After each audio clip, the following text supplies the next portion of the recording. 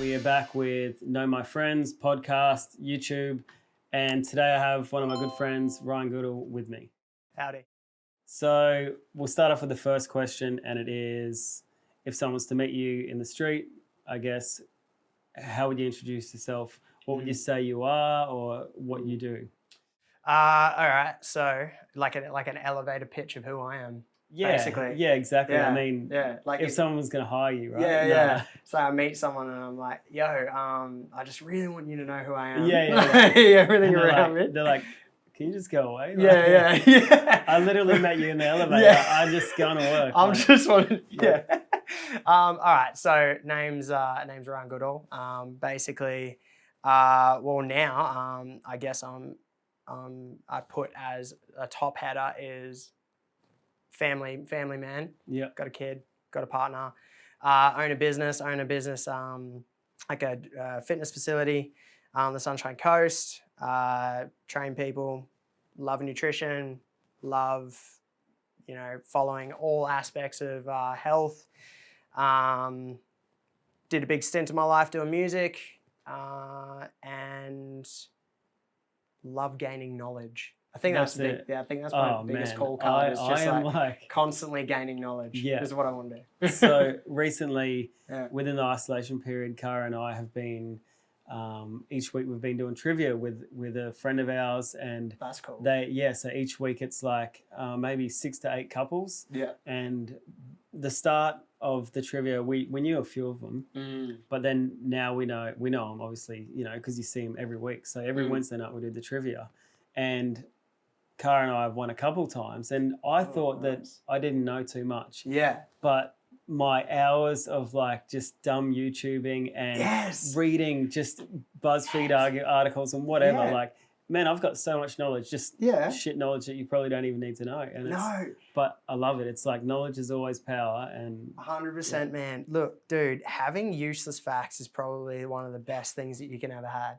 Because like in any given moment, like if you can just be in a conversation, if you spend, I know it sounds so silly, but I'm exactly the same as you. I would happily just sit on YouTube and just learn a heap of stuff, like whatever it is, and then like just be like, sweet. Like, has it helped me out, like, probably with my business and getting anywhere further forward? Probably not. Yeah. But it'll help me, like, in a sense of, like, communication. What happens if someone comes in the gym and they, like, love some certain topic?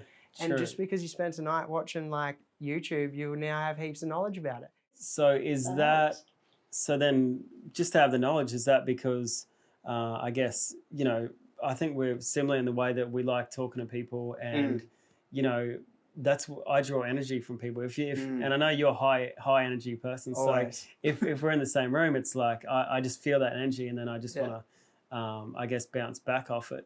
But to have the knowledge means that you can continue conversations or like find more out about people or world situations that you might not be aware of. Exactly. I'm not always kept up to date with a lot of things that happen in the world, but it's more on like a micro level, It's like, I know the local coffee shop stocks like this kind of beans, and like this is the coffee that they're using.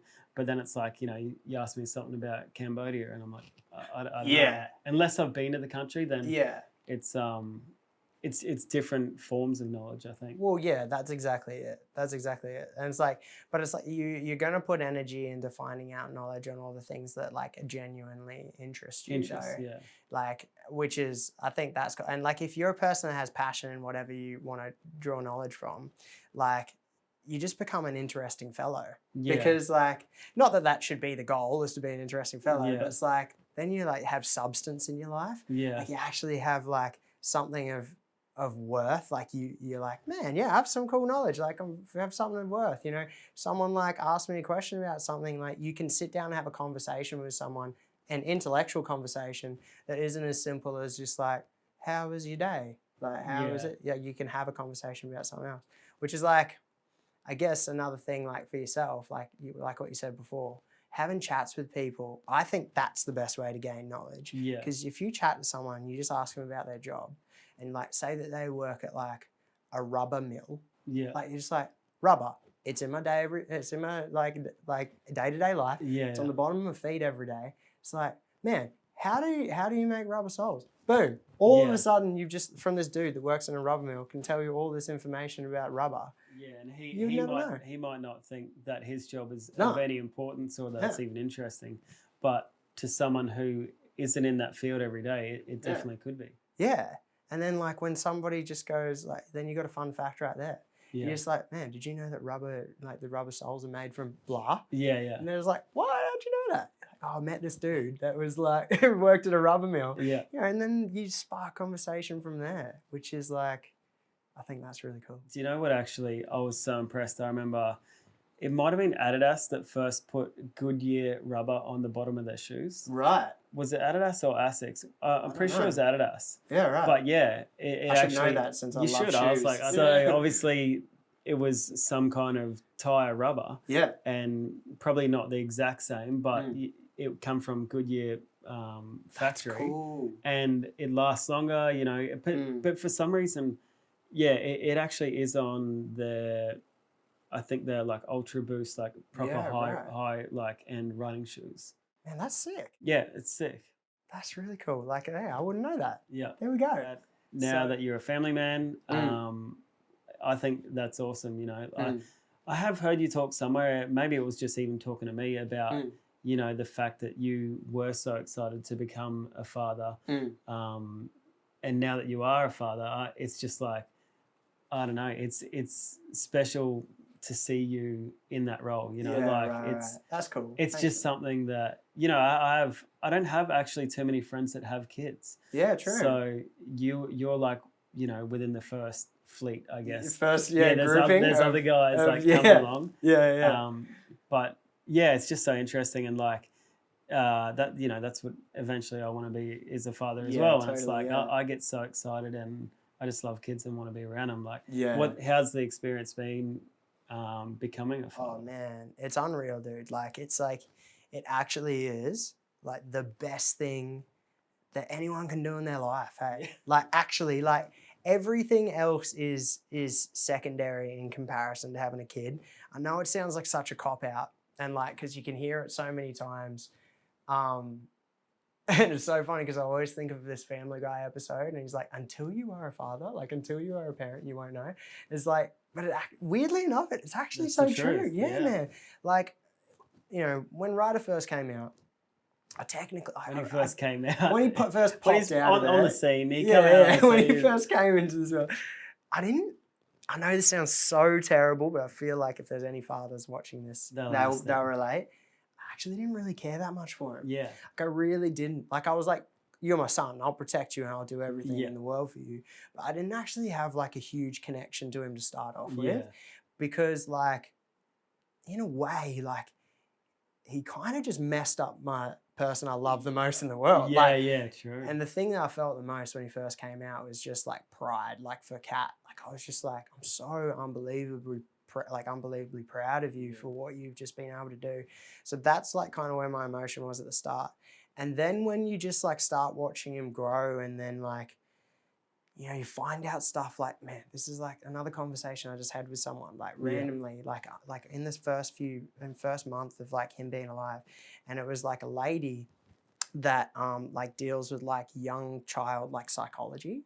And she said to me, she's like, hey, did you know that when a kid smiles at you or does something like to make you laugh, and you laugh at it, they're actually doing it just to make you laugh.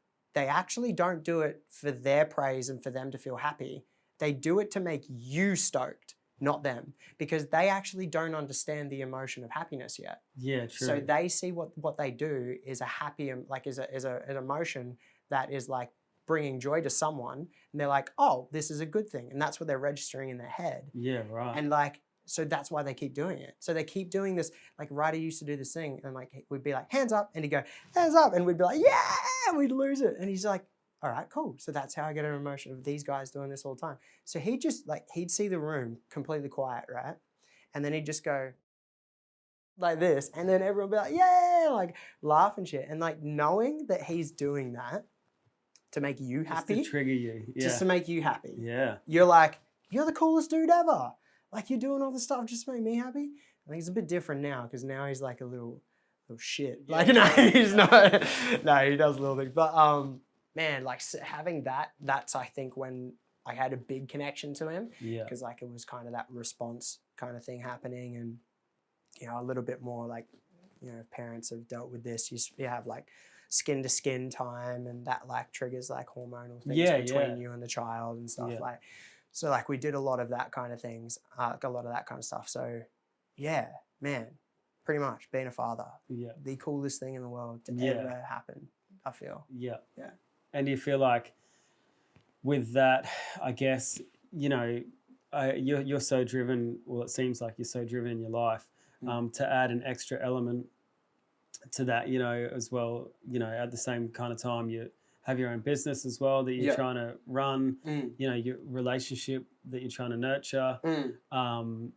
And then, you know, I guess, you know, the accumulation of assets, you know, like houses and cars and all that. It's like, it's a lot to take in. There's a lot of stuff. And imagine like 10 years ago, you'd never think you'd be in the position you are now. You know, like you probably had different goals or dreams. Like when you were growing up, what kind of goals did you have? You know, did you want to be an astronaut like everyone else? Yeah. Well, weirdly enough, man, when I was actually like pretty young, before, like first off, I wanted to become a mechanical engineer. Well, actually, that was second off. I wanted to become a mechanical engineer when I was in school. Yeah. I always wanted to be the dad. Like, I always wanted to be a dad. Since I was 16 years old, I wanted to be a dad. That was it. Like, that was whatever I did in my life was to set me up to be a father. That was it.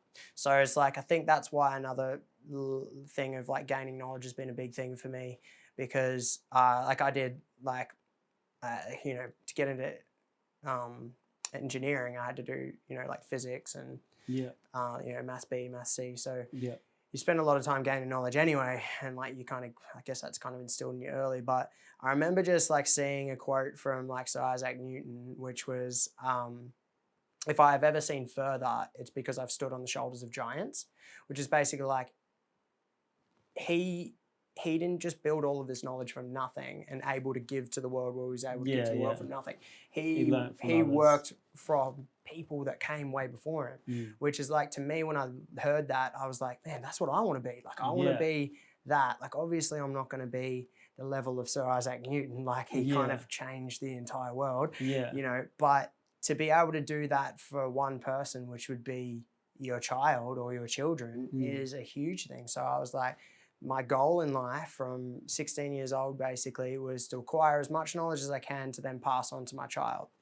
Everything else that surrounds that is like, and one of the facets of that is to make sure that you're constantly living a life of passion, because otherwise you're just going to be dull and boring and you're going to be, you know, shit. So, you know, doing a life of passion, make sure you're living, you know, passionate lifestyle where you're doing things that you love doing, whether it does give you like financial gain or not, whatever it is, to make sure you're working on it. And that was kind of the next layer of how I kind of decided when I was younger. So everything I've ever done in my life has always been a passion.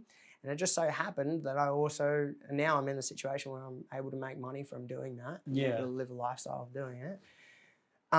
So there's that facet. And then, so when I wanted to be an engineer, it was because I wanted to work on I wanted to actually move to Germany and make German engines for cars. Yeah, that'd be fun. Because I just loved engines at that stage. In high school, for one of our classes, we had to pull apart a mower engine and rebuild it. Dude, you know how hard it is to get the mower to start up again once you've rebuilt it? Totally. It's actually, I think you could rebuild a car engine and it would be easier than just a mower because it's engine. bigger? I'm not sure. It was just like so hard. Like, yeah, dude. I know what you're talking about, man. But it's like that, you know, like I wanted to do that because I was passionate about it. And then I started doing it and I was like, I'm not passionate about the study side of it. Yeah. Because I was learning a heap of useless shit that I didn't want to use. Like it wasn't getting me towards my goal I wanted to do at that point. And I was like, nah, I'm not interested in that. But anyway, to longly answer your first question of like, what did I want to do? I originally wanted to be a voiceover actor. Why? I don't understand why that. What's deterred you? I don't know. Why it's still an option? Oh yeah, I know. Yeah, well, what are you doing? I don't know. Yeah, you could. You could actually fulfill that dream. Yeah, I know. You have the ability. you have the equipment. I got the equipment to do it. So what do you need? What else do you need? Time. Maybe I don't want it enough. That's what I always think. I'm like, maybe I don't want enough to do it.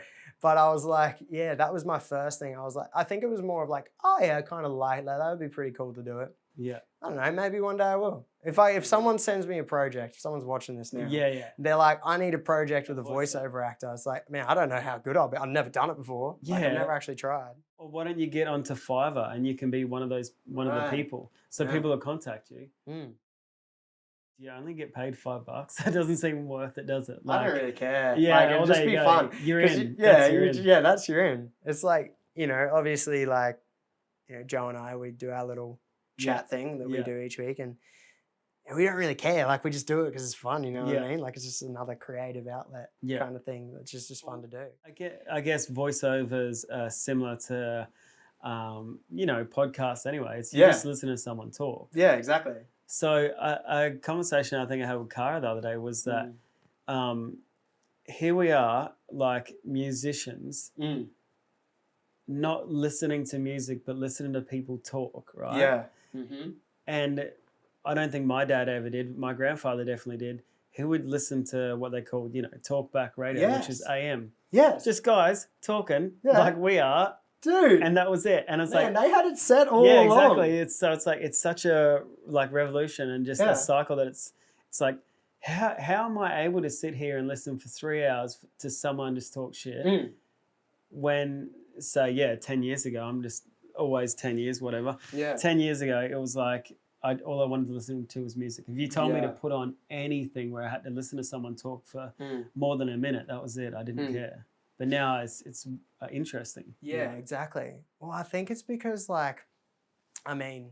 Is it an age thing? Well, is it? Or is it that music isn't just evolving enough to be able to keep you engaged enough to do it? Because, like, I look at artists now and I'm like, then again, I don't go out there and try and source artists and try and find new music as much as I used to. Same, yeah. But it's like in the genres that I really enjoy, there's nothing really out there that's like kind of jumping out at me to be like, yo, are you going to listen to me back to back every single day? There's nothing really that really like does that to me much anymore. What was the last record that did that? That did that? Yeah, for you.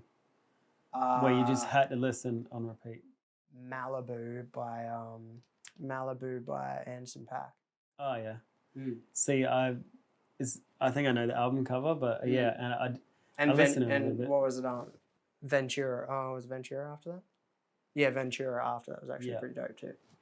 Yeah. Yeah, right. So that's a different style to, I guess, what you performed. Or it's like gospel, like, I don't even call it, like kind of like gospel, hip hop, funk. It just feels that, just so many feels. Exactly. And that's I remember discovering him, and it just blew my mind that I hadn't, found him before.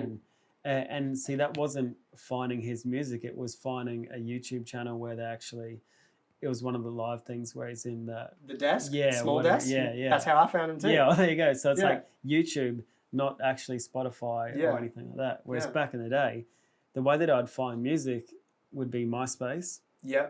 And then Triple J Unearthed. Yes. So I listened to a lot of bands that weren't actually signed, a lot more local artists, 80% of them were just dog shit, but it was like my source of music. But that was before Spotify and all that. Well, that's the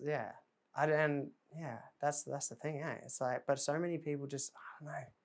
I feel like the music isn't as sincere. It could just be that old guy thing. It is. When your parents did the same thing? I think that maybe now also because you're not heavily involved in music and it isn't your number one passion or thing, I think, you've actually fallen outside the circle. You know? Yeah. And then that's it. If you're invested, I'm not in the circle, I don't know the new music that comes out or anything like that, but Denim in our band, he's still in that circle, so he's creating music every day. He's finding new bands, he's mixing bands and producing other stuff. So it's like, he's in that circle. So anything that he says, I just trust, because I'm like, okay, I was there once and I understand where you're at. Yeah. So let's run with whatever ideas he has or whatever, that's it. Whereas me, I'm like, I'm still listening to Amity from like 10 years ago. So oh man, if I feel like Sabotage is still probably the best album they ever did. To be honest, like man, that album got me right in the feels. Yeah. You know, it was every time I would listen to Stairway to Hell, the end of it, chills. I'll get chills every single time I listen to that song. Yeah, and I feel like in Australia, there was only always a handful of overseas bands that were like, I guess made it to Australia. Yeah. And then if you'd see them live, then you'd be stoked because you saw, what you thought at the time was the best band in the world. Yeah. Whereas there was just a lot of local bands that I feel like I followed more than international bands. Yeah, no, that's I was exactly the same as that as well. So what age did you start playing music? I start playing music, man. Well, like seriously started playing music was like after high school, but like I played music probably like year 9 in school. Yeah. Like before that, like I was in choirs and stuff. Like I sung in choirs, but I didn't know that I could actually sing. Yeah, like it wasn't until I was in the late years of What was the purpose of being in a choir? Get out of school. Yeah, same. Yeah. I was like grade 3, I started choir or something. Yeah. Grade 7, choir captain. Yeah. Not because I could sing, it was just popularity. Yeah, man. Oh, totally. Yeah, dude. And like I just rock up all the time. They're like, hey, yeah, we're asking for people for choir. Man, I'm going, man. Exactly. What classes do I get out of? Oh, those sick. Yeah, sign me up, dude. I'm there. Yeah. You know? I'd happily just stand in a group and sing freaking, Ricky Martin. Like I was stoked with that. Yeah. But like it got me, like actually even in doing that, it got me to experience some cool things. Like we got to sing at like the 2000 Olympic torch relay. Like that was sick. Like that was a rad time, man. And then, when I did the choir, when I moved up here, then, I got to find out that I could sing. Yeah. Like, my mum didn't know actually. She knew I was in a choir, but she didn't know I could sing. Yeah, she knew you were just getting out of class. Yeah, exactly. Yeah. And then she was like, I sung like Drops of Jupiter to her one day because I was like, oh, actually, I kind of want to nail this. Great song. Man, yeah. I was like, Mom, can I sing this song to you? And she like started crying. I was like, oh, so I was that bad? Oh my God. And she's like, oh my God, you can sing a song. I was like, oh, rad. That's sick. That's cool. So that's when I guess it started. And then I kept singing, went into high school. And then started like learning how to play guitar, then started learning how to like play a little bit of drums and then piano, and then that's how that started. So you can play more than just one instrument. Yeah, I wouldn't say well, but but you can at least. Yeah, if someone was like, "You want to have a jam, man?" I'm like, yeah. What do you got? Can you play any brass instruments? No, I was terrible with that. I tried to, I just couldn't do it. Yeah. No. Or woodwind. Terrible with woodwind too. Yeah. Just can't get the mouth structure. Yeah. Well, in primary school, what they try and do is you get, I don't know, you must be in there for half an hour in the music room. Yeah. They used to give you a go at every instrument, right? And then at the end, then they'd say, okay, this is the instrument that you can play. And they told me, oh, I just want to play drums or something cool, And they said to me, Kurt, you're going to play the flute. And I was like, well, that's it. My music career never started. I was just like, no way. Man, I couldn't playing figure flute, it out. I got beat up. Yeah. Doesn't work. If you played saxophone though, that's cool. Yeah, a bit more soul. And, yeah. You could bust out a sax solo. No one asked you to bust out a flute solo. No, not really. But someone will ask you to bust out a sax solo. Lord of the Rings, maybe. Do they do flute stuff? Yeah, is that? I don't know. I don't know. Is it? Or is that like those like weird little... What are those called? I don't know what they're called. They are some kind of flute, right? Yeah.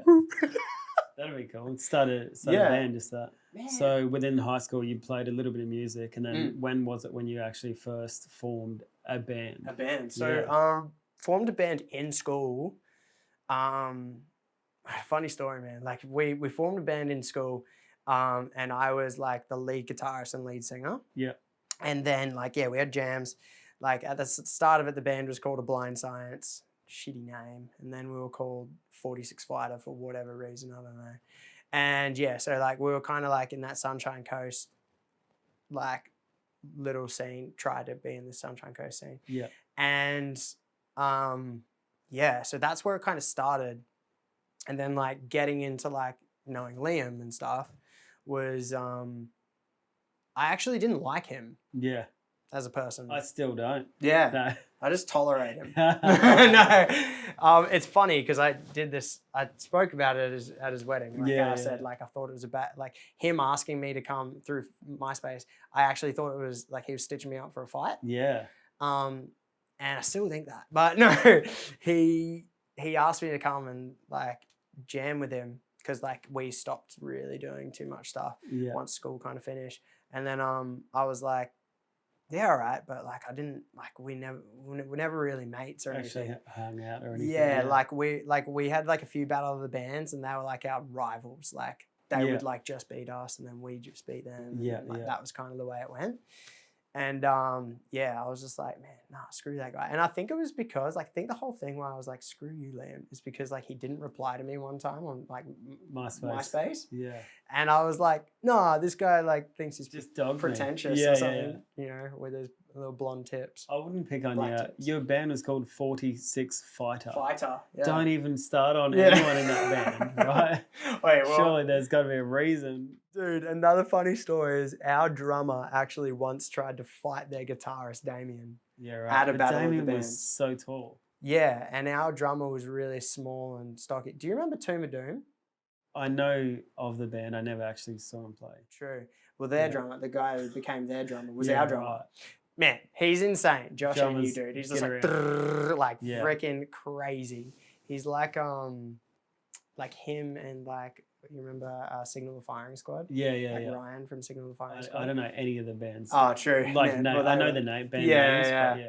Man, well, they were just like, they just loved each other. So that's how the same person. Yeah.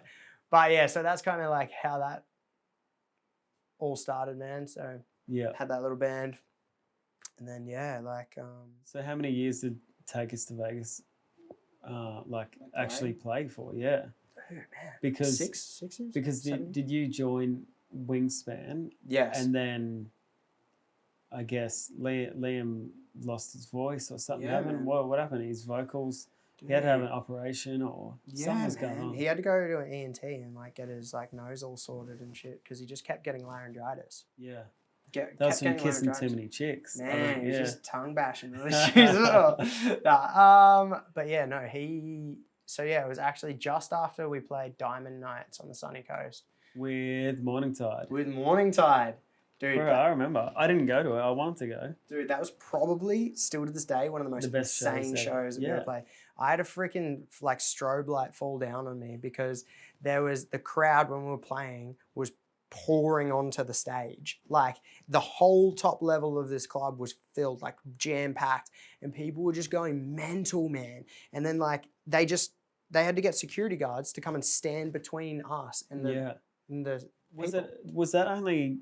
Was that meant to be a weekly thing or a monthly thing? But it only happened once, right? I think it happened like 4 times. I think it was a monthly thing. Like and it happened like 4 times. Yeah, well, because the club, which is 240V, they closed. Yeah, right. They ended up selling, becoming high rises anyway. Yeah. But so that's what happened there. But yeah, man, that was like the most insane show, man. And it was just going mental, dude. And were you playing just bass? I was bass and singing. Well, look, when I joined the band, I said to Liam, I was like, I'll join your band, but I'll only be a bass player. Yeah. And I won't, like, I'm not singing. Yeah. And, that worked out. Yeah, it didn't. Ended up becoming a lead singer. Yeah. But I actually got, funnily enough, forced into it by Dean because Dean was like, well, man, if you're not singing, you're not in the band.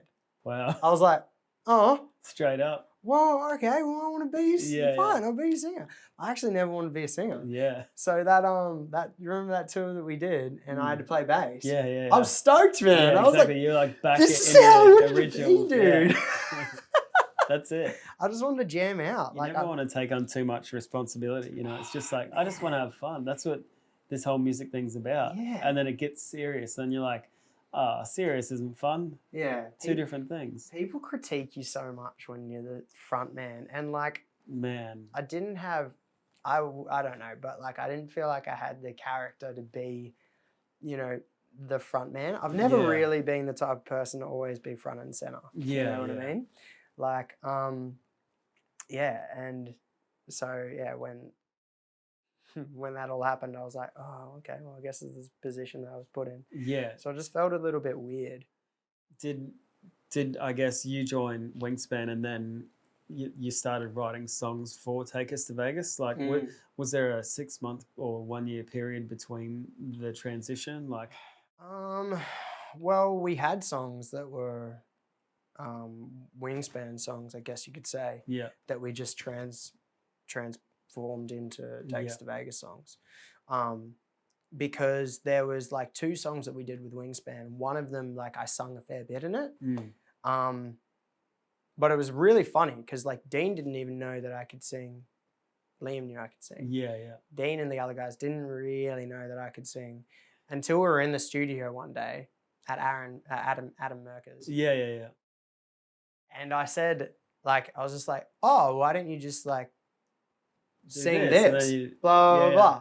And then like Adam, I remember Adam, you've met Adam, haven't you? Yeah. And you know Adam's like, how he's just blunt. Yeah, he's just like, why the fuck aren't you fucking in there doing this? I was like, oh shit. I'm just playing bass. Yeah, I just wanted to play some bass. And he's just like, yeah, you can't even play bass. I was like, oh. I was like, get in there. So yeah, that's how that happened. So then, I sung on a few things there. And then, then the transition kind of happened. Yeah, well, Liam lost his voice. And he was like, man, I'm out for like 6 months. Yeah. I'm like, shit, dude. Like, well, it's a long time. Yeah, we got to do something. So yeah, his situation was pretty pretty hectic. So, and like when he came, when he's like, he was like, I'm not gonna get my voice back for basically 6 months, and he didn't. Like he couldn't do anything, and it sucked, man.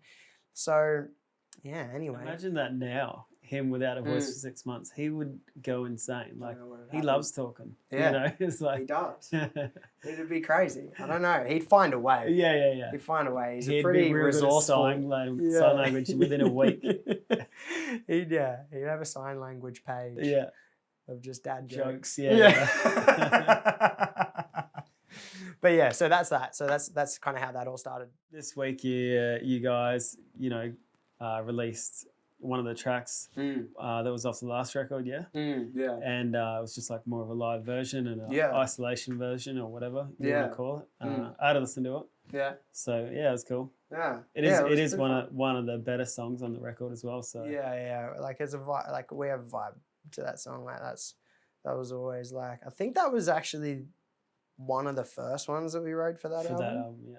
So yeah, it was cool. It was fun. We just had like, it was cool to do that again.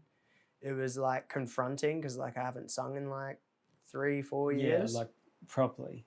Yeah. And last time I sung was at your guys' show at the Trifford. Yeah. That was the last time I sung. Like actually sung. I want to play there again. We should do another show there. I'm keen to do that. It's such a good venue. Yeah. So that was hectic, man. Like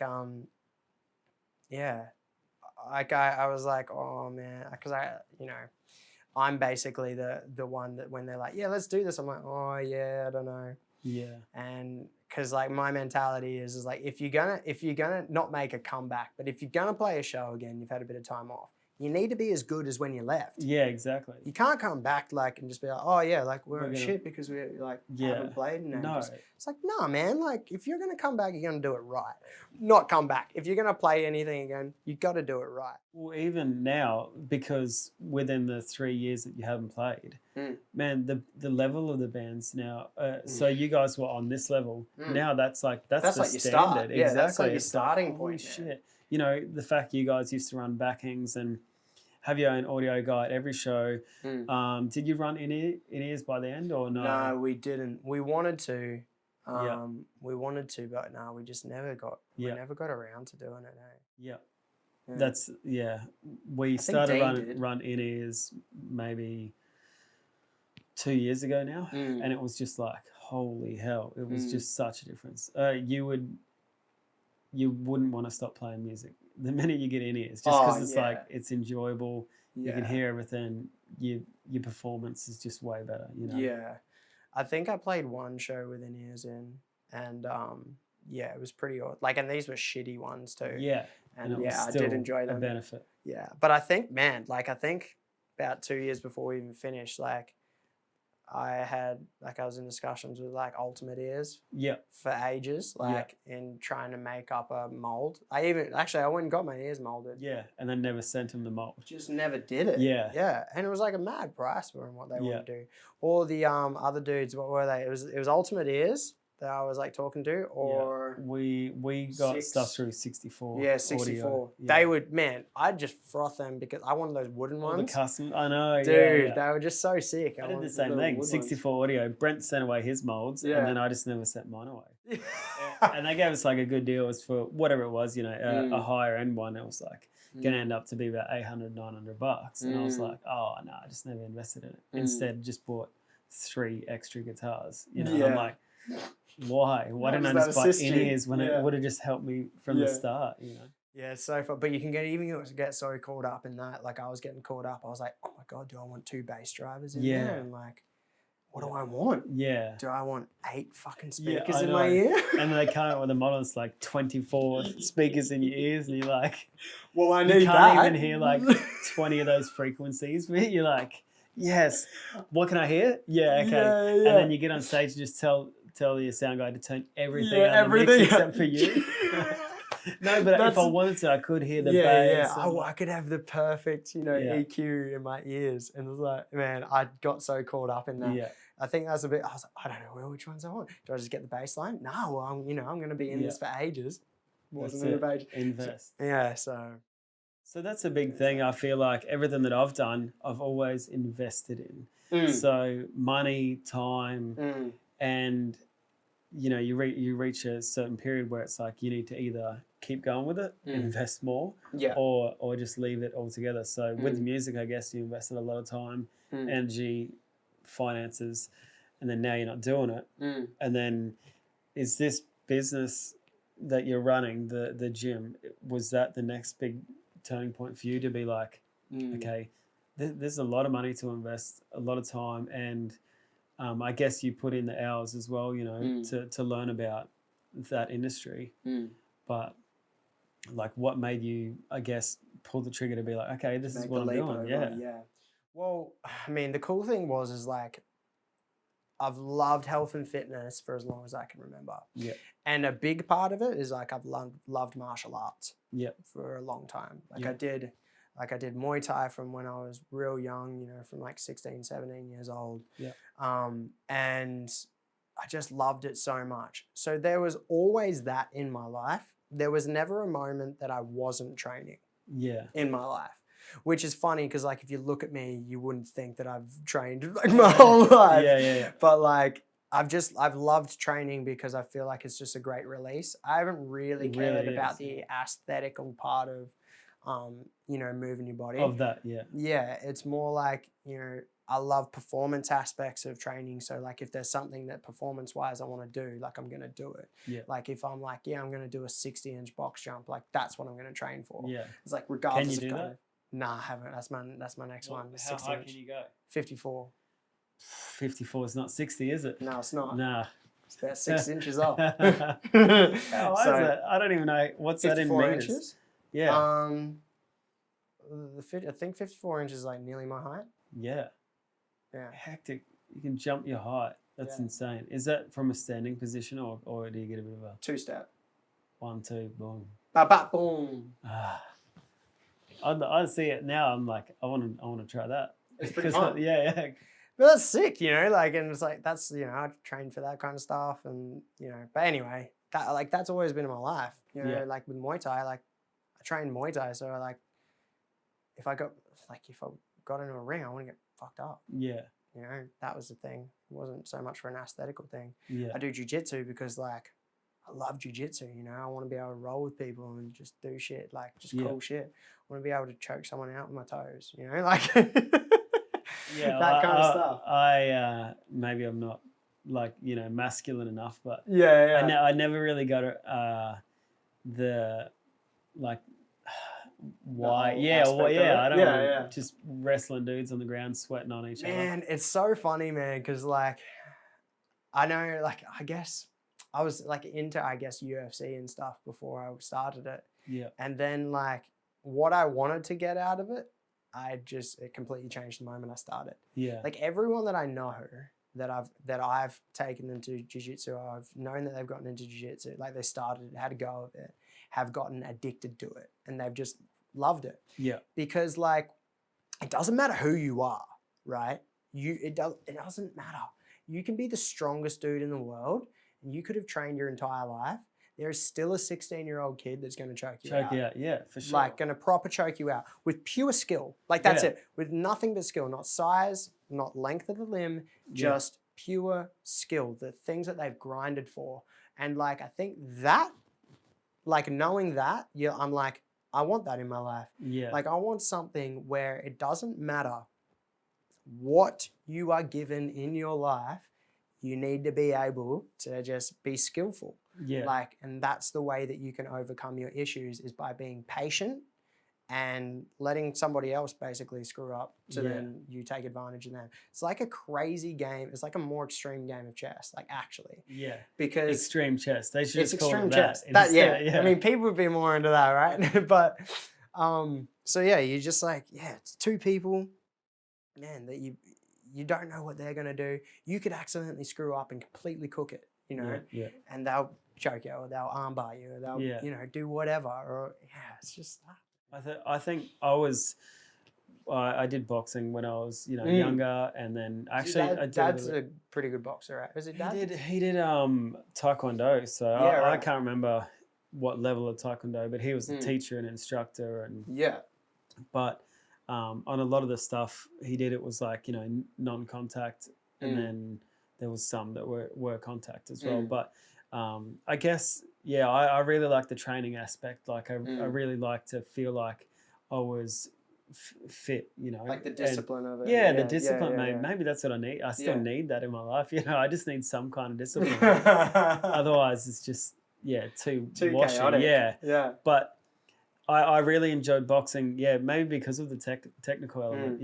I didn't really want to go out there and just punch a shit out of someone. No. It was like, I don't know. It was just more style and like technique, and that's what I enjoy in every aspect. Whether it be photography or golf or whatever. It's like the technical side I really enjoy, but then it's also like the skill level, and Do you know what it is? It's the learning. Yeah, exactly. Constantly learning, man. Yeah. And but that's the same. Like with Muay Thai, man. It's like I didn't care about bashing someone. I had no ambition to bash someone. Yeah.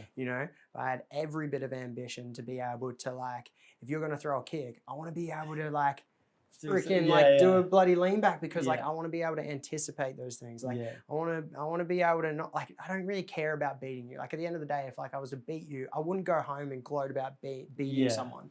Like I wouldn't care about it. But it's just like, you and me, we're going to put our skills up against each other and we're going to see what happens from it. Yeah. I would most likely lose. Like in jiu-jitsu, I lost like 100 times before I won one. Yeah. And I was just like, but all of those losses I'll remember.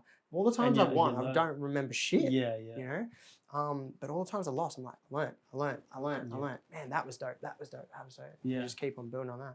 So anyway, that's like kind of where the fitness whole thing is set up. And then going from music, it was just like I said before, it was like always a passion. I've never lived my life without doing passion. With having something that you're passionate about. Yeah, like every job that I worked in while we did music was only to fund me to do music. Oh, for sure. Yeah, and then I met Katrina, and I loved doing fitness for so much of my life, and then like she loved it, and she goes, "Do you want to study?" I was like, "Let's study. Let's do it together." Yeah. And, then when you meet someone that you love so much, and then they're she's on the same level. Yeah, like that. Well, like we weren't even going to open up a gym. Like she was like, I'm going to go and do like some PTing stuff. She wanted to actually start getting into maybe like a bit more serious like Muay Thai and like fighting. Yeah. I was like, dope. Yes, go and do that. That's sick. Like I'd done that when I was younger, and I didn't have any ambition to get into a ring again. Yeah. And then I was like, well, I'm actually going to get into biomechanics. I wanted to do biomechanics of like, understanding motor function of the human body and shit. That's what I wanted to get into. Yeah. And then Sean and Sam just was like, the owners of the franchise, like the head franchise, were like, yo, we want you guys to open up a gym on the Sunshine Coast. We want to send you back to the Sunshine Coast, Ryan. I was like, well, there's not many opportunities that you get given that you get to work on a project with the person that you love. Yeah. And you get to do that every single day and have your passion and get financial gain from it. Yeah. So we were like, we'd be stupid to not jump on it. Yeah. You know, because it was successful. So you have to take those opportunities. That's and it. Some people, they don't take them. They shy away, or they just, or they don't believe that they have the ability to do it, or you know, get the end result. Whereas, yeah, that's awesome that you're able to just assess it and be like, okay, well, this is going to help us out. This is something that we will enjoy, and also, yeah, we can do that together. Like, exactly, not many things you can do in life where it's like you and your partner are like, you know, a powerhouse. Exactly. And you work together, man. Like, it's so crazy because, like, you think, like, oh, how do you work with your missus, like, 24/7? You see her all the time. It's like, easy. Man, like, it's actually really easy. Like, you can talk to each other, and it's like, yeah, there's hard times, and, like, yeah, you get in conflicts and stuff, but, man, you resolve it because you're fucking in love, man. Like, why wouldn't you resolve it? Like, there's no one else that you would rather do that with. Yeah, you know, yeah, so. Exactly. And like if she's gonna call me out on my shit, I'd much rather her call me out on my shit, you know, than anyone else. And like, I'll take it. I'll go, boom, yeah, you know, like, fair enough. And she'll call me out on my shit on small shit, which is good because other people would just like, oh, I'll wait until they get, you know, wherever. Yeah. She's just like, boom, Ryan, you're doing this. Yeah. Cool, man. Cara does that all the time to me, and I'm like, oh, I get so angry in the moment because I'm like, in the moment, I don't want to. I understand. Yeah. You know, I know I'm fucking up. Yeah. You don't need to tell me, but you do need to tell me. Otherwise, it's like, you know. So funny. I'm so much the same. Yeah. I'm so much and after it, I'm like, thanks for telling me. Yeah. I understand. Yeah. And you're like, I didn't get angry. I actually didn't mean to get angry at you. I was actually angry at myself that I screwed up. 100%. Yeah. Oh, feels so good to hear that to someone else too. It's so, yeah. But yeah, so yeah, that's kind of that part. And the shift from doing music into doing like the fitness kind of things. I mean, there are other things that came into play as well. Like, I felt like with music, I'd said everything that I need to say. Yeah. As a like lyricist, I've said everything that I needed to say so far, and like, there wasn't much more that like I had to give into music either. Yeah, like, as a creational standpoint. Yeah, you're exhausted yourself. You know, probably. There comes a time where it's like, and also the experiences within that amount of time. You know, you've written about those things and like you've touched on stuff, but then that's like, okay, well, you're in a different chapter in your life as well. So it's like, maybe all these emotions and things that I had as a teenager or whatever don't apply as much at an older age. So then that's where your lyrics will change. You know, if you guys do end up playing or writing more stuff, it'll probably be a totally different direction, right? Well, that's it. Like, I try and think about how I'd write now, and I'm just like, there's only like really one thing that I'd write about, and that's writer. Yeah. You know, that's like the one thing. Cool. Yeah, that'd be dope. Yeah, like, I'd be stoked to do that. But like, man, it's so funny. I listen back to those albums, and I'm like, listening to the lyrics, and like, at the time, it's fun because, like, you know, being in the industry that I'm in now, I believe in a lot of like self-reflection, like, and going back in kind of time and looking at who you were and kind of who you become. And I feel like that's a really important to like overall health is really important because like mental health is a huge factor to being healthy as a human. So that comes into it. So weird, man, that like, when I listen back to those old albums and like through the last few years of kind of looking back at what I've gone through in my life, I didn't realize, actually, even though I was loving what I was doing at the time, I didn't actually realize how sad I was. Yeah. And like, there was like, even knowing a lot of the songs were uplifting, you know, like certain aspects of them were quite uplifting. Yeah. And the songs that I wrote, like there was a point in my life where I was like having a lot of anxiety, you know, and when I wrote like the positive sides of those songs, it was more of like I really wish for this to be Like I know that that's what I need to do. Yeah. But I just am struggling so hard to do act that. on it, yeah. I think that's why with our lyrics at that point, like I wasn't out of there yet. Like I was still really caught up in so many things. Like I was caught up for so many years of my granddad passing away, and I didn't, weirdly enough, like I didn't really like the human that I was for a really long time, like deep down, which is why like I drunk heaps like during that whole period, like I drunk a ridiculous, like copious amount. And, you know, there were so many nights that I just thought I was an absolute fool and an idiot, you know, and like I look at them and I'm like, man, you're a fool, but like it's good that you went through that. Like, to get out to the other side and become a better person. Become a better person. And I think that's why like the reflecting kind of thing is really important to do, because you can be like, oh, sweet, you know, I went through that and that's why I did it.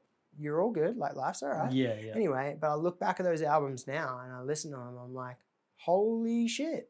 Like that song, like that I wrote about, like actual full anxiety. I didn't even know at that point that I had anxiety. Okay. Yet I completely wrote about it. Yeah, everything that was described. I remember looking back and I was talking to Kat about it. I was like, man, you know what's so crazy? It's like in this song, it was like 2 months later, I actually realized like I couldn't even leave my house. For a week. Like it was nuts. Like all I wanted to do was just like stay in my room. Couldn't sleep, couldn't go to bed, couldn't do anything like that, because it was like I was afraid of the things that I had in my dreams and shit. And it's like, there's a whole freaking song about that. I didn't even notice that I wrote about it. It was just lyrics. That you felt, but you didn't, I guess, understand until later on. I didn't even know that that's what I was even writing about. It was the real things that was happening. I was like, what the fuck? And then, so anyway, now, like, you know, because Kat was a big healing point for me. Like when I met Kat, like because it all stemmed from like my grandfather passing, then all of the shit kind of happened. And then like when I met Kat, I was like, that was kind of like the hole that had been filled. And then I was just like, man, I don't have any of those things. Man, I don't have any doubts. I don't have any like, I don't really question the person that I am anymore. Like I don't really, I don't know. Back in being a band, like I was like so afraid of what people would think about me and stuff. And but it is hard because being in that band, you were, I guess, you know, the front man, the center of attention. And there is a lot of spotlight on you. But now, you know, being a business owner, and you're probably in front of the camera more now than you ever were in a band, right? Well, in a different way. And it's like, now I don't think you're afraid of those kind of things, you know. No, man, I literally don't get, like if someone came up to me and they said something like, I hate the way you said this, I'm like, I don't care. Like, because I like what I do, like I fully believe in like who I am as a person, like my values and beliefs and stuff I fully believe in. Back then, actually, as a person, I questioned a lot of my values and beliefs. So uncertain about things. Like a lot of the ways that I kind of live my life, I was like, man, you're not doing what you want to do. You're not your 16-year-old kid anymore that had like all this ambition to do these things. You're not that person anymore. You're portraying who you were. And then once I met Kat, I was like, boom, back onto the mark. And I was like, everything kind of lined back up. So like, there's no real holes. I don't know. There's no real holes to fill anymore. So like with music, that was kind of that export of all of those emotions. And because it was 6 years of writing songs like that, it's like I kind of don't know how to write a song now. But that's great. That's training in itself, you know. Like 6 years of like, you know, depressing or uplifting kind of stuff. It's like there's so much emotion, energy tied to that. It's like you probably started fresh, you know, when you stopped playing music. It was like, oh wow. Especially because music takes up such a big time in your life. Like it's so much. And then you stop playing and you do miss it, but then there's time to do everything else, you know. And you know, there is no normal, but it's closer to just being normal, you know. And you can focus on other things in your life. Whereas when you're younger or you are in a band, that is the focus. Like there's nothing else. Money's not a focus. No. Women aren't a focus. It's like, I just want to write music. Yeah, exactly right. It's so funny that you say that, the normal thing, like, because I still make a joke now that I'm like, I'm actually just a suburban dad. Like that's actually like, but my whole life You're I was so like, happy with it, right? I was like, I'll rebel. Like I'll never like live to the status quo. Like, you know, and I was like, now I'm actually just a suburban dad. Like I've got a little house in like and just a normal little estate with a park up the road, and I've got a kid, and like the thing that like we're most stoked about is like we put a sand pit in, and we're like, it's like back in the days, man, it was like, man, how long are we gonna hit the road for? And it's like how like these songs that we're gonna write, and you know, like all that shit. So bizarre, I think isn't it? The change in your life, it just eventually it happens, you know. That's why, you know, even now that I'm still in a band and we're still touring and, you know, still writing music, it is great, but it's just a total different energy, you know. And I kind of feel, you know, not sorry, but like a little bit bad for the even bigger bands that are touring the world, right? Doing the same shit that we do, just on a larger scale. It's like they're still in a bus for 20 hours driving to the next city. They're still, and I understand, like, it is living the dream, but your dreams change, I think. And the reason that you're doing it, which is like to perform, and like I love like the performing aspect of it. I really enjoyed the performance aspect of it, and like writing music, but seeing the music connect with someone. You know, that, you know, like I guess when I wrote a song, my goal was, if this connects with one person, the song's done its job. That's it. Like, I don't care how many people it connects with. As long as it connects with one person and they're able to go, yes, this assisted me in my life. Sick. Job, tick, done. And yeah, exactly what you said. Like, how much, like, for me, like if someone said to me now, say, hey, Ryan, you've got to leave your house for like 300 days and you're probably not going to see Ryder for like probably 200 of those days, I'd be like, not gonna do that. Exactly. Yeah, man. Like, I actually don't need that, because at the end of the day, my song only needs to connect with one person. Not 10,000 people a night. But also, it's like for a lot of the bigger bands now, I just think it's a business now. It's not actually. It'd be draining, man. I that's not what I want to do. That's not what I want to accomplish in this stage of my life. You know, and that's why, realistically, the bands.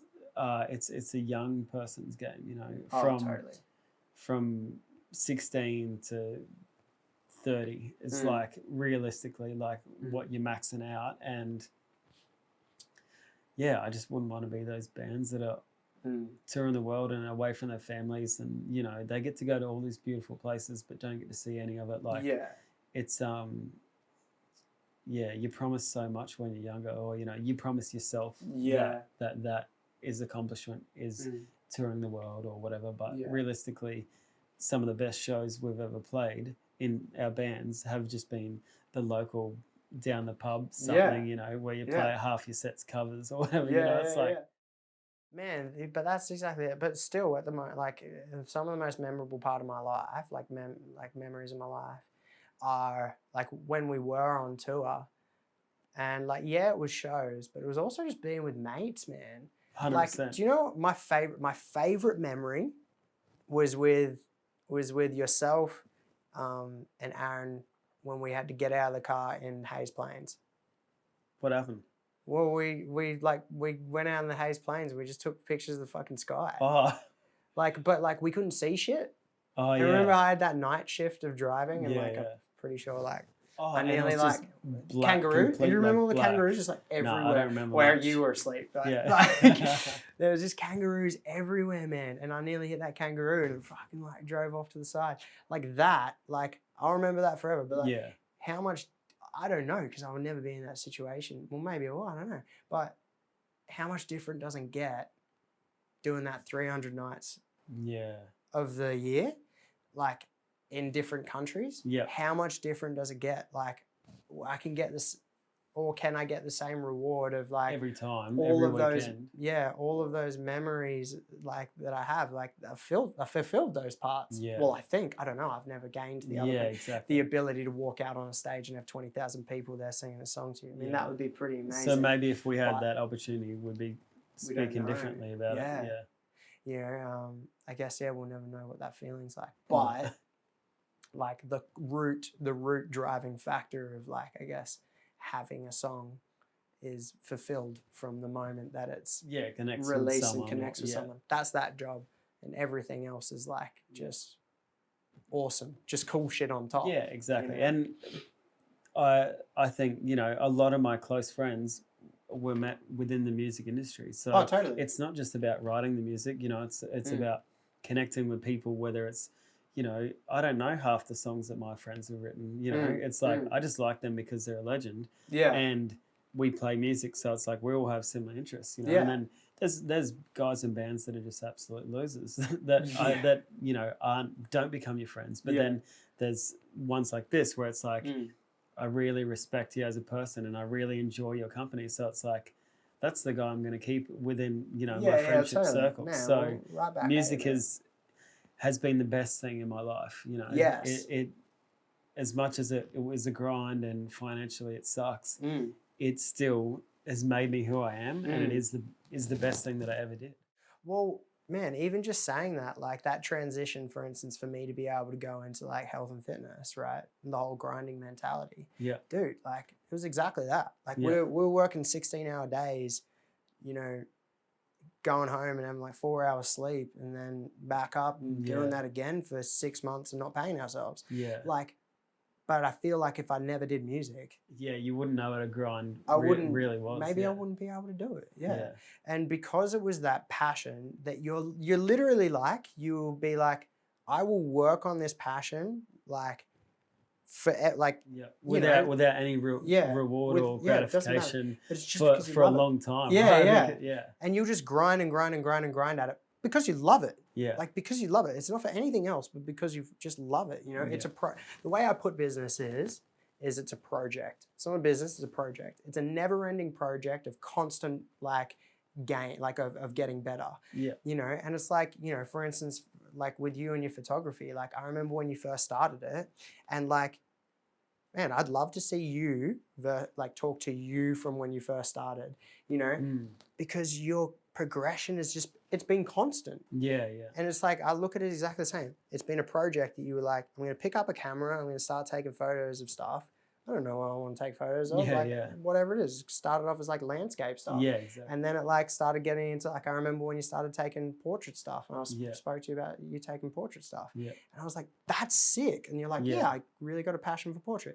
You just added that to your like portfolio and also like gaining of knowledge portfolio and just keeps growing and the whole project is just a never-ending growth. But that's how that is your business, that's yourself, that's any relationship you have. Yeah. You know, if you're not trying to further it or, you know, flourish it, then what is the purpose of that, right? Well, that's exactly it. And that's when you get older and you understand what you do want in your life and what you don't want, because all of that stuff that isn't really giving any energy back to you, then you don't need it. Like there's that energy can be put to the things that you actually love or enjoy or new interactions or relationships that you form. Well, dude, I think you laid it down one of the best. Like, cause like in you saying like, you know, the things that I've done has been inspirational. I remember one of the hugest inspirations to me was, man, you just stopping doing engineering. Like civil engineering, wasn't it? Yeah? No, it was mechanical. Oh, mechanical engineering. Boom, gone. Catch you later. Something that's a proper setup for you, like you know, mad setup. Like not guaranteed work. It was like you're basically like guaranteed work with good money, man. Yeah. And you drop that to take pictures. Like if you speak to anyone that is like a fucking suburban, dad. just stupid dad, like they'd just be like, why'd you do that? Like, why would you take that risk? And it's like, because I'm not going to get to the end of my days and be like, I was stoked that I took the safe route. Yeah. No, who does that? Like, no one's... It wasn't even about being safe. It was just, I just really wasn't enjoying it anymore. Exactly. And that's the thing. You cut it. And within my life, I've always just, if I'm not enjoying it, then that's it. It's over. Like, relationships, jobs, whatever. Like, and I've been lucky that I can just shut off. See you later. The next day is like a whole new life for me. But dude, not many people are like that. Yeah, I know. It's naive of me, but also like I think good, you know. I think it's so important, man, because like that it's like, because the other side of it, and like if people listen to this and they don't know that that's what you did, you know, it's like, it wasn't like you just picked up a camera and this just became good and it worked for you and now like you're a successful photographer. You then grinded, made sure like people don't understand how much work you put into creating content to put on freaking Instagram. Make sure that looks good enough. You know, like all of that stuff. But it was all like, you did it because you enjoyed it and it's like a passion. But now it's been like, I don't know, but it looks from an outsider's point of view quite lucrative. Like you've done a really good job and now all of it's worked for you. But like, I don't think in any way it's like naive. I think if anything, it's like more smarter than anybody else. Because what's more important in life? Is it just the financial gain, or is it the fact that you're going to get to the end of your days? And like I said, what you're going to pass on to your kids. It's like, are you going to now, like for the person that sits at home and just like, is just like chill and just makes those safe routes and like never wants to take that risk of just working on their, you know, whatever their passion is, because they're afraid that they can't make any financial gain in it because like that's the status quo. It's like, they're just going to raise kids that do the exact same fucking thing. That's like basically in a sense, and I don't give a shit about consumerism or anything, but like they're just a person that just fills shoes. They just fill a freaking body, a meat sack. And that's hard for me to accept that. Right? When people just say, or it's like, oh yeah, my brother or my sister, you know, oh, they don't have their car license yet, or you know, oh, they've actually never had a job. And I'm like, that's all good, but like, there is an opportunity for you to be whatever you actually want. You know, and I understand people are put in situations where they might not be able to get out of, you know, whether it's financially or, you know, whether they do end up falling pregnant and not or domestically or whatever it is. And that sucks, but even in history there has been people who have been in those situations and they've gotten out of them, you know.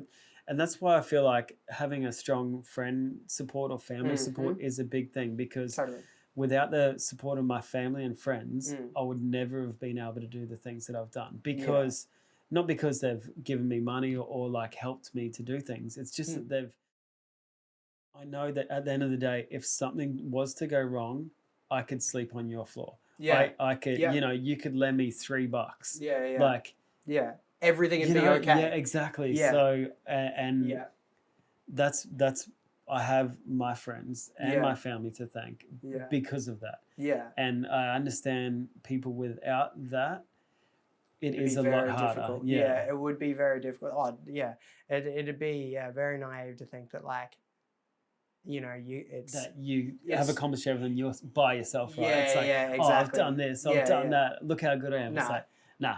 It's like the whole support network. Totally. Like even someone doing a post, like sharing your shit just once, like for sure, that helps. But man, it's so funny you say that. I say the exact same thing to Kat. Like whenever shit gets like crazy, like this whole COVID thing, like we had to shut our facility in 12 hours notice. Like our entire like income had been shut in 12 hours. And you know, obviously, like we had things to be able to support us. You know, we've always been pretty financially like smart, which was lucky for us.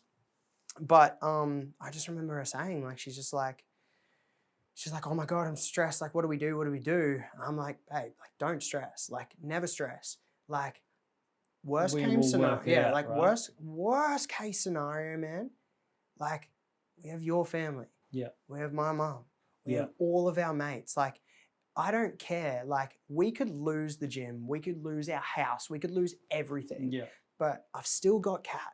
I've 100%. Still got Ryder. And I've still got all my mates. And we built it from nothing. So we just build it again. Like, so you know what I mean? Like, and like, it'd be hard. Like, there's no, like, it'd be stupid to say it's not going to be hard. But you just build it again. That's like, who cares? So funny that you say it, because that's the exact way that I think. And I don't think many people agree with what we're saying right now, because they're just like, no, what do you mean? Like, no, it's like the end of the world, you know? I'm like, but like, you know, if my camera goes on fire and I lose my setup or whatever, no worries, I'll just somehow acquire it again. Like Fuck it's yeah, like, yeah, totally. and if it's like takes 6 months, well then that's okay. Like yeah. It doesn't matter, man. It doesn't matter. Yeah, you could lose everything. You just fucking build it again. Who cares? Yeah, and that's the thing, because you have your partner, you have your child, you have your friends. It's like that's the things that actually matter. You know, not my fancy shirts and my sports car or whatever people have. It's like that's totally the material things. They're cool. They're They real are. cool. They're like real fun. You know, I like material shit. So, Like, but in saying that as well, that's not what fills my soul. No. Like, like that's just kind of that makes little. Me smile. But... That's that little just sprinkle on the top. Yeah. You know, like I like to buy shoes. That's my thing. Like I got a pretty nice shoe collection. Yeah. But I'm like, if I lost all my shoes, it was like, yeah. You know, I don't really care that much. You know, like I wouldn't really care. Like I don't know who said it best. I don't know who it is who said this, but they were like, you'll never see a U-Haul driving behind a hearse. So like you'll never see a moving vehicle driving behind a hearse, right? Yeah. And then they said you know, there was only one civilization that tried to take all their possessions with them, and that was the ancient Egyptians. And look how that went for them. Like pretty good. Yeah, it went all right. There's just tombs with heaps of shit. Yeah, I like that. Imagine that. They just open up your tomb in like 100 years, and it's just got sneakers everywhere. Like, where's the body? They crammed him in so much that it's just. They used my skin's leather to make a sneaker. Yeah. That'd actually be sick. Maybe I should do it. So gross. That would be pretty gross. I'm pretty sure that would be somewhere like illegal. Like you can't do that. But Okay, so when you are buried, all right. What would be 3 things that you'd actually take with me? Yeah. Oh wow. Is that a selfish thing to be like, hey, no one else can have this, or it's just like, if I was stumbled upon in 100 years, these would be artifacts that would be interesting.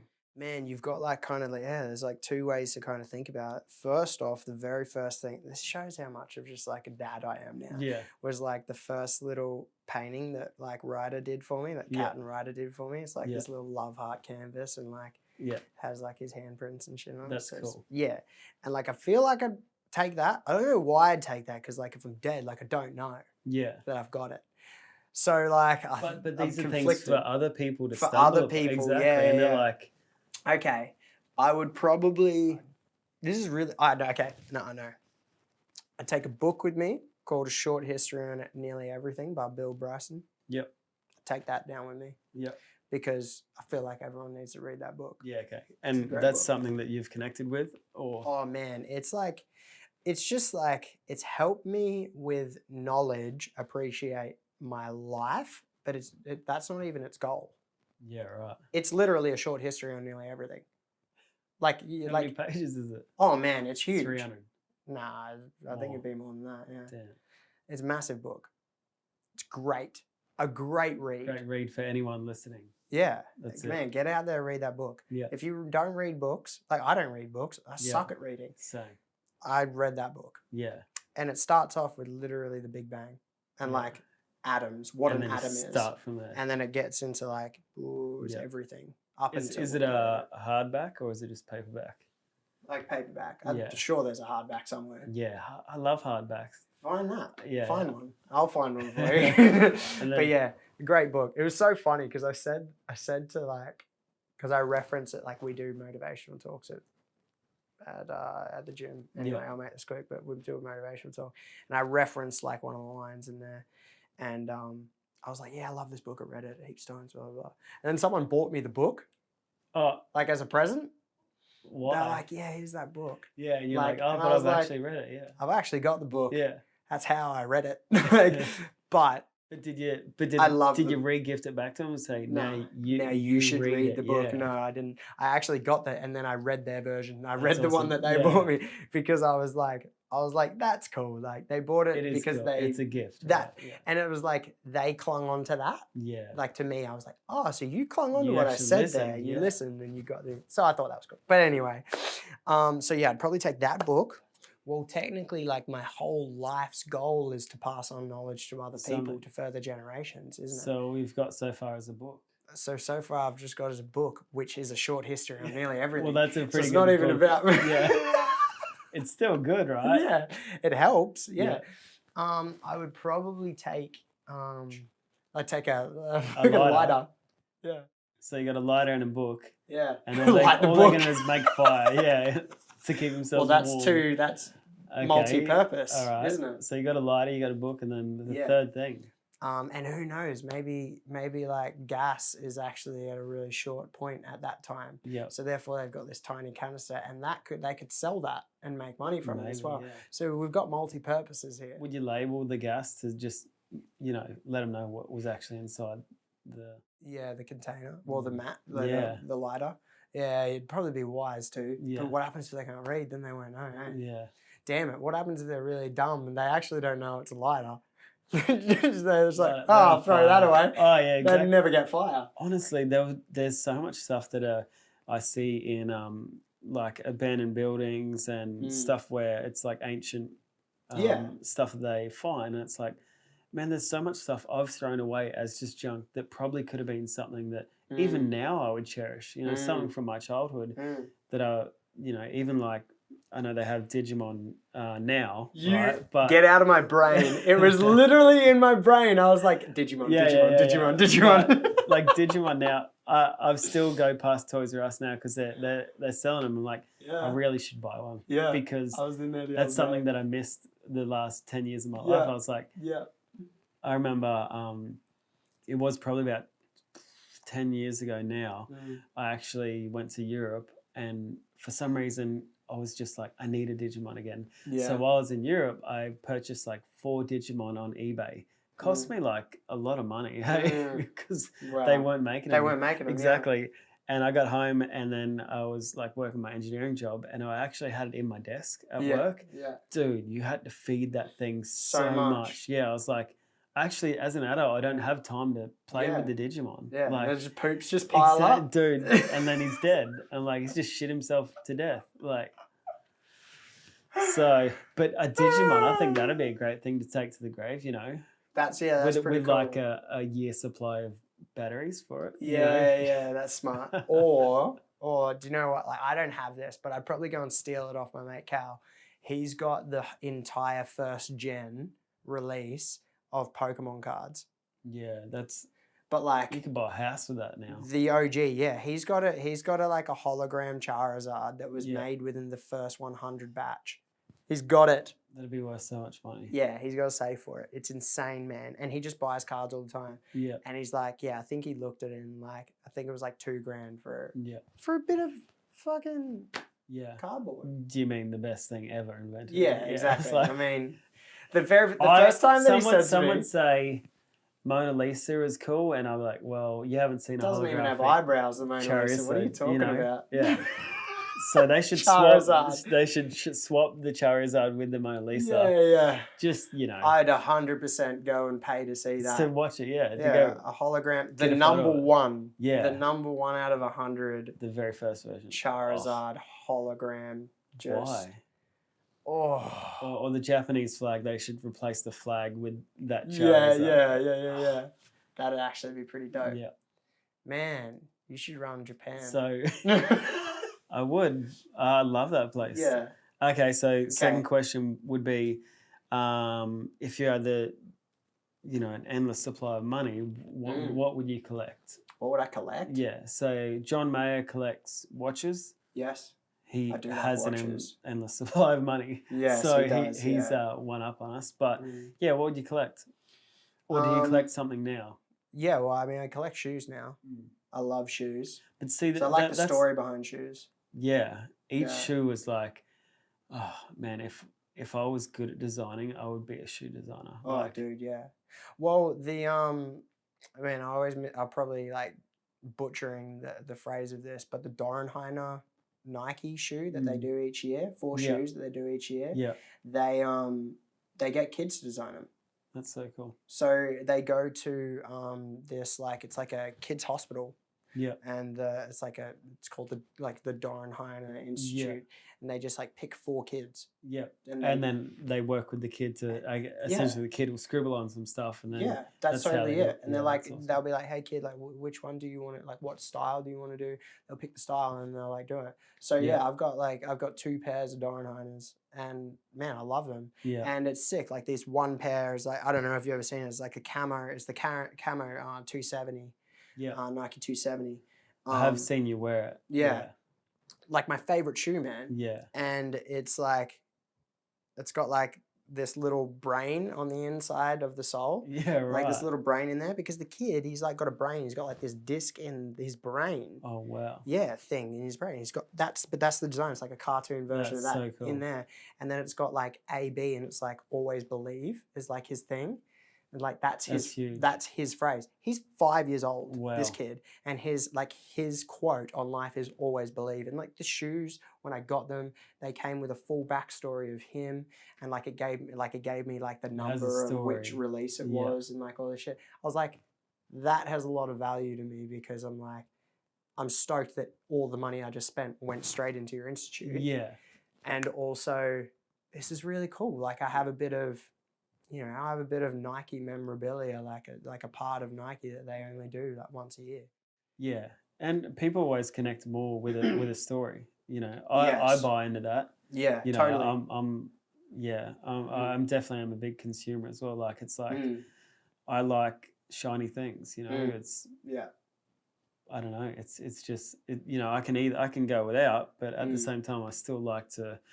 If it has a meaning, or it's like something, you know, I definitely invest or try to invest in things that are good causes, or you know, totally, ethically, or whatever it is. Yeah, like.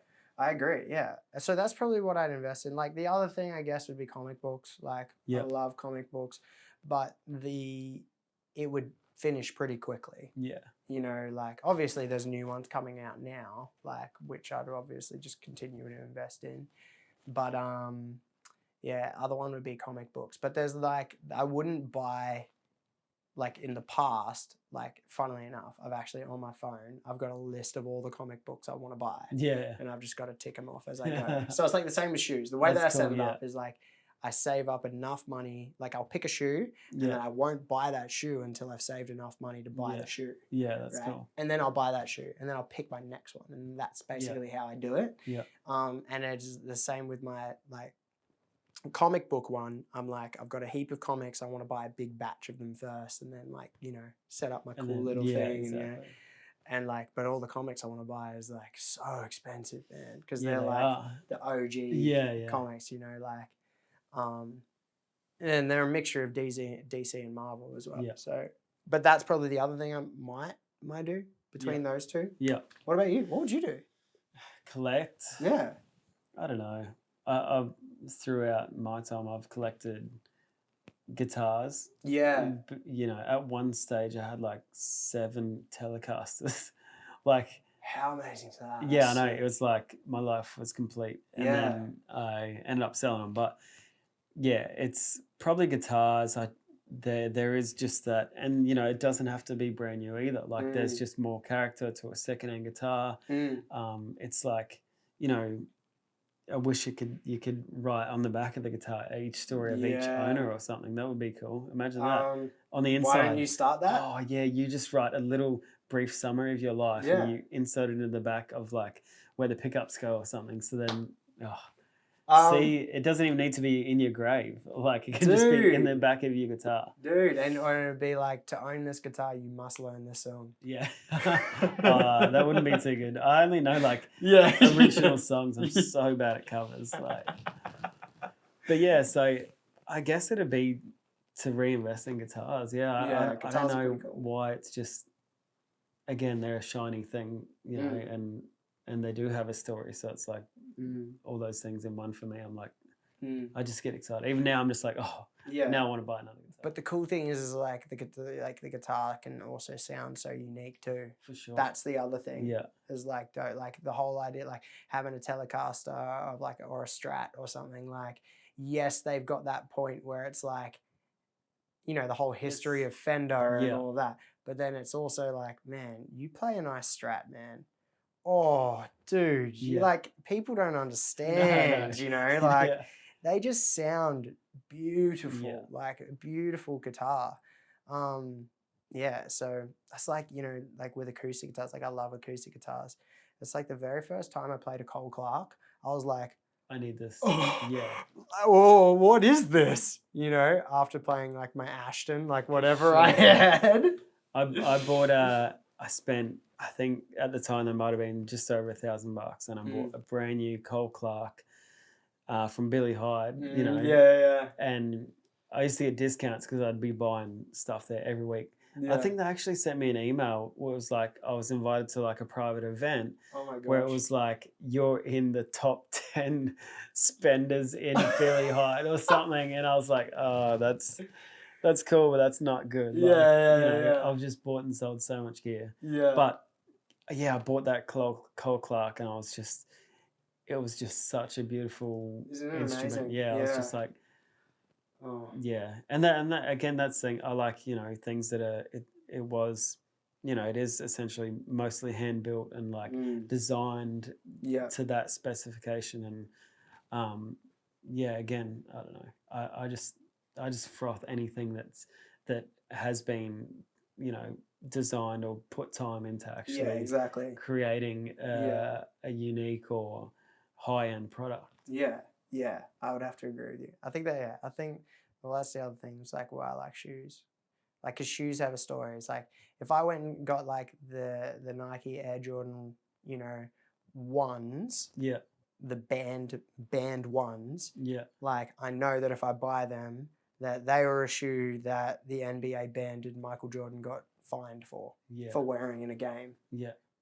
That's sick. To me, I'm like, that's crazy. If someone's like, why do you have those shoes? They're like black and red. They look stupid. I'm like, because these are the shoes that Michael Jordan wore in his first retro, like the first like Air Jordan ones that he wore, and then like got fully fined for wearing these shoes. Why were they banned? Because of the colors. They were black and red. And what? We only allowed white. No, they weren't the Bulls colors. Yeah, so he got they got banned. But it's like these shoes, for instance, like they're Nike Blazers, right? Yeah. But these are the Nike Blazers Sakai crossovers. Yeah. And I was just like, Sakai and Nike have done a collaboration. That's huge. I'm gonna get them. Yeah. I don't even care how outlandish they look. No, they have they have two tongues on them and like a million laces and like just random shit on there. Like, I don't know. They look so good. But I'm like, I love Blazers. They're like an OG Nike basketball shoe because I love basketball. And then, like the Sakai crossover, which like, they've done like twice. And I was like, man, I'm jumping on that. Yeah. And also the fact that like the website, when I got these shoes, they said they're $180 US.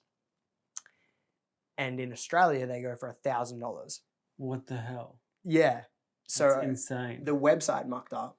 And I saw it because I got notified. I get notified when new shoes drop. Yeah. And I was like, buzz! I was like, bought these shoes. I was like, oh my God. And I was like, I turned to like Rani, who works with us. I was like, Rani, you got to look at this. And she's like, what? I was like, I just bought these shoes. She's like, oh, that's sick. She's like, show us them. I'm like, oh yeah, okay. And I looked them up. I was like, these shoes. She's like, oh my God, did you spend $1,000 on them? I'm like, no, I didn't. I spent nearly $300. Yeah, exactly. Yeah. And she's like, what? I was like, I know. Thanks for coming along and sitting in this space, quarantine safe space. Yeah, man. And it's definitely a meter and a half. It was look, I can't even touch it. That's how it was so far away. Yeah. Whoa. No, well, thanks for rocking up. Thanks for driving down, and thanks for being on this podcast and chatting to me about a brief history of your life. A short history. Yeah, exactly. Yeah. All right. Thanks very much.